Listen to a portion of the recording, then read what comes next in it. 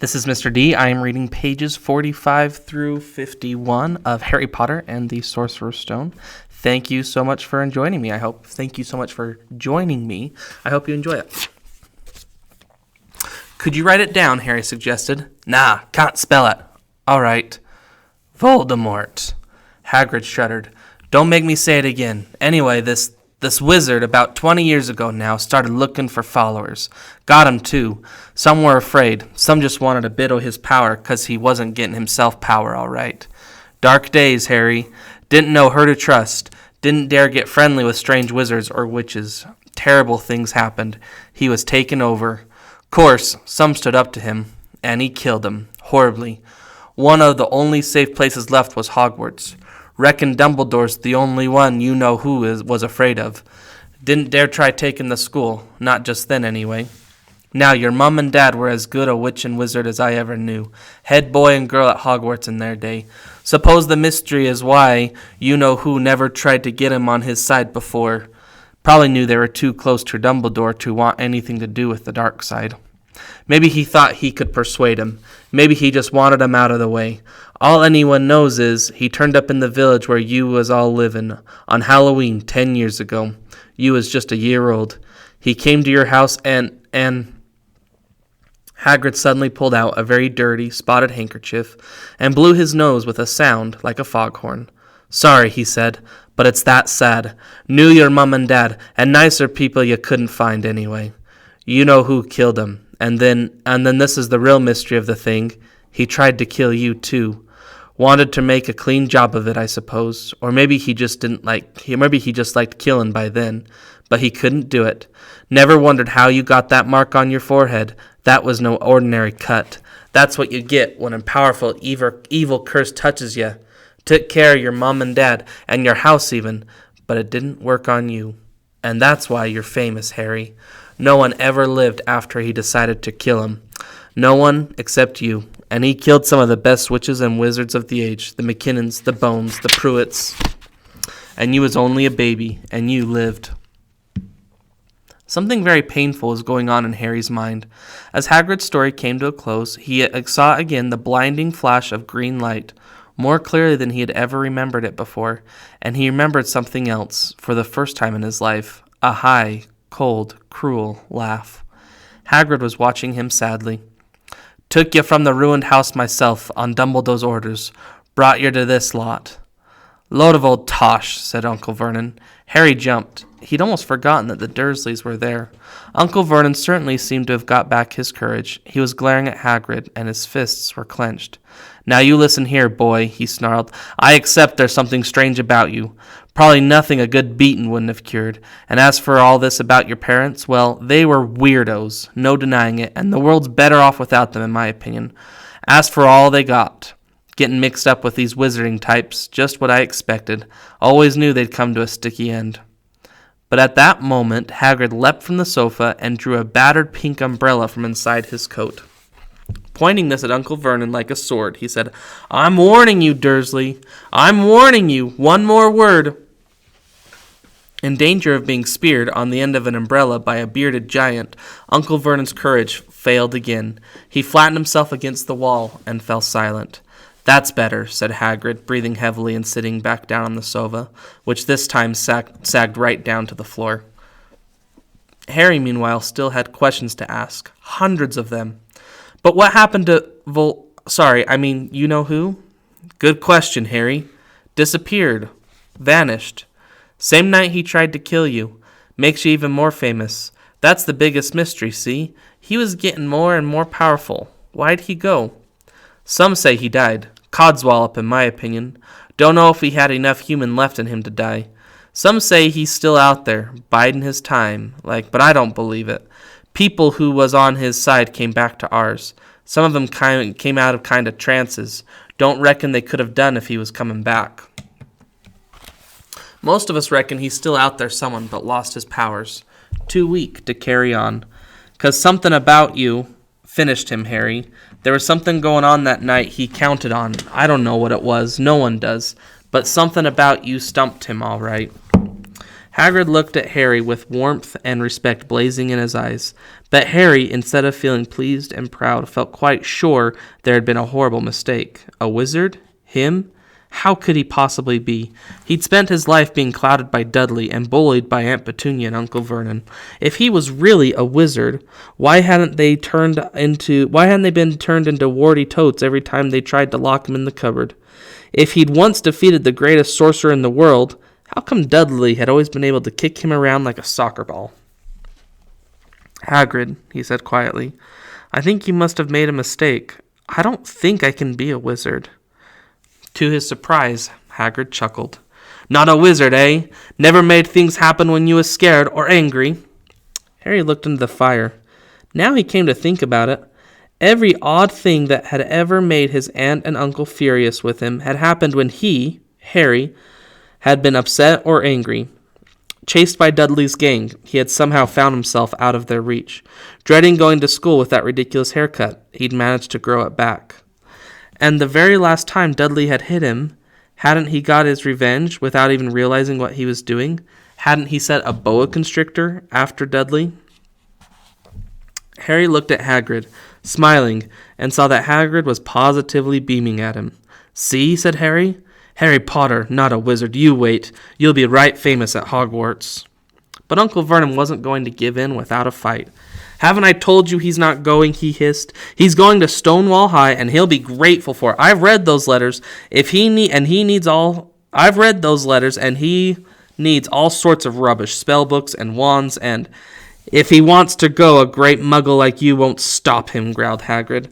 Stop Lily James Potter's son going to Hogwarts. You're mad.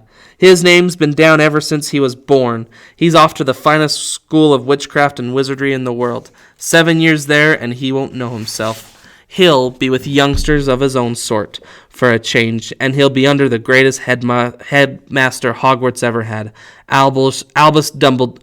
I am not paying for some crackpot old fool to teach him magic tricks, yelled Uncle Vernon.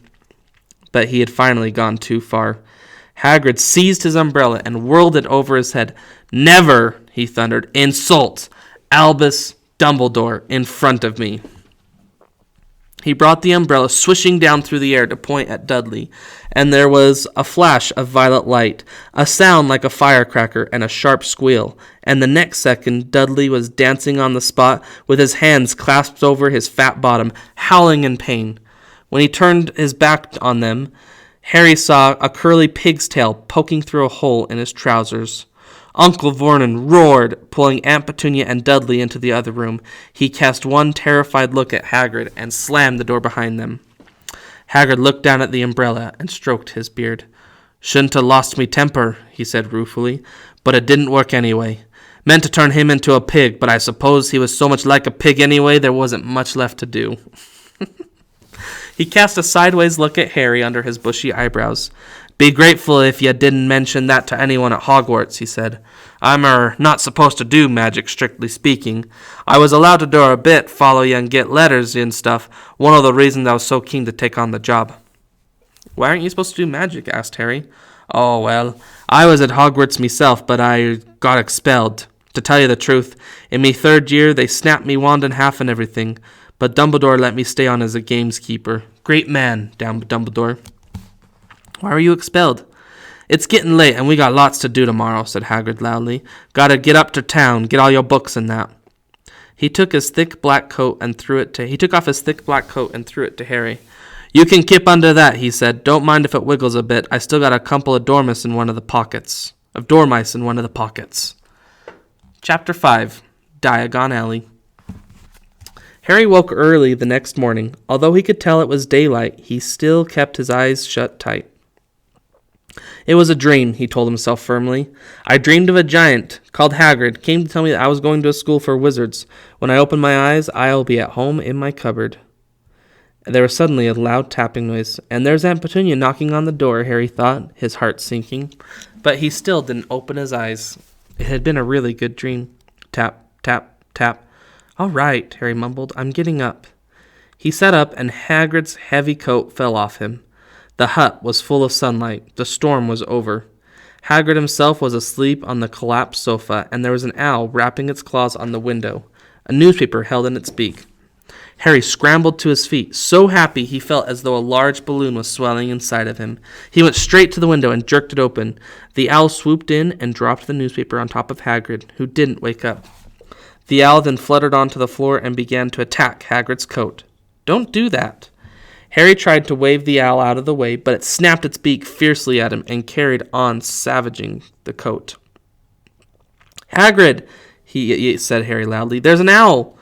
"Pay him," Harry grunted into the sofa. "What?" "He wants paying for delivering the newspaper. Look in the pockets."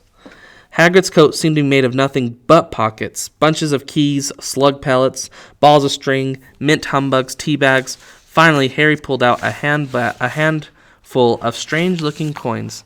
"Give him 5 nuts," said Hagrid sleepily. "Nuts?" "The little bronze ones."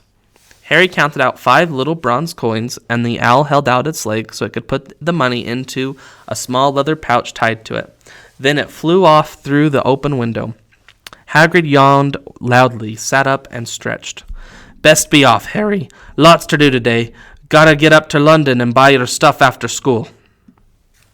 And buy your stuff for school." Harry was turning over the wizard coins and looking at them. He had just thought of something which made him feel as though the happy balloon inside him had got a puncture. Hagrid." Said Hagrid, who was pulling on his huge boots. "I haven't got any money, and you heard Uncle Vernon last night. He won't pay for me to go and learn magic." "Don't worry about that," said Hagrid, standing up and scratching his head.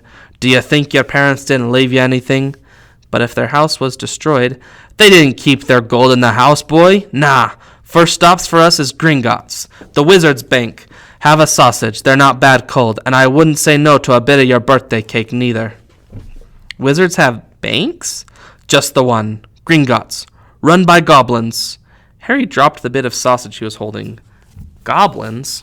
"Yeah, so you'll be mad trying to rob it. I'll tell you that. Never mess with goblins, Harry. Gringotts is the safest place in the world for anything you want to keep safe. Except maybe Hogwarts. As a matter of fact, I gotta visit Gringotts anyway, for Dumbledore. Hogwarts business. Hagrid drew himself up proudly. It usually gets me to doing important stuff for him, fetching you, getting things from Gringotts. Knows he can trust me, see? Got everything? Come on, then." Harry followed Hagrid out onto the rock. The sky was quite clear now, and the sea gleamed in the sunlight. The boat Uncle Vernon had hired was still there, with a lot of water in the bottom after the storm. "How did you get here?" Harry asked, looking around for another boat. "Flew," said Hagrid. "Flew?" "Yeah, but we'll go back in this. Not supposed to use magic now I've got ya." They settled down into the boat, Harry still staring at Hagrid, trying to imagine him flying. "Seems a shame to row, though," said Hagrid, giving Harry another one of his sideways looks. "If I were to speed things up a bit, you wouldn't mind mentioning it to Hogwarts, would you?" "Of course not," said Harry, eager to see more magic. Hagrid pulled out the pink umbrella again, tapped it twice on the side of the boat, and they sped off towards land. "Why would you be mad to try and rob Gringotts?" Harry asked. "Spells. Enchantments," said Hagrid, unfolding his newspaper as he spoke. "They say there's dragons guarding the high-security vaults, and then you gotta find your way. Gringotts is hundreds of miles under London, see? Deep under the underground. You'd die of hunger trying to get out, even if you did manage to get your hands on some.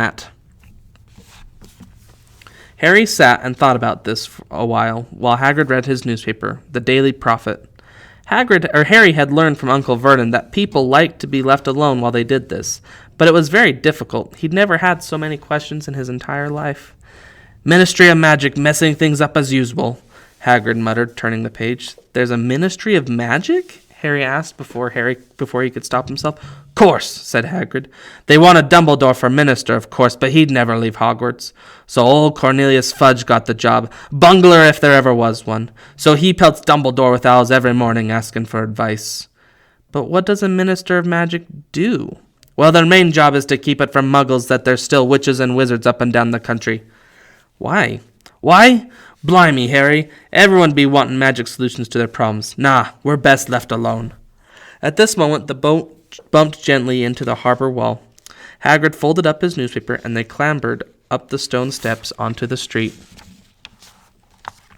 Passers-by stared a lot at Hagrid as they walked through the little town to the station. Harry couldn't blame them. Not only was Hagrid twice as tall as anyone else, he kept pointing at perfectly ordinary things like parking meters and saying loudly, "See that, Harry? The things muggles dream up, eh?" "Hagrid," said Harry, panting a bit as he ran to keep up, "did you say there are dragons at Gringotts?" "Well, so they say," said Hagrid. "Crikey, I'd like a dragon." "You'd like one?" "Wanted one ever since I was a kid. Here we go." And that's top of page 52. Thanks for listening.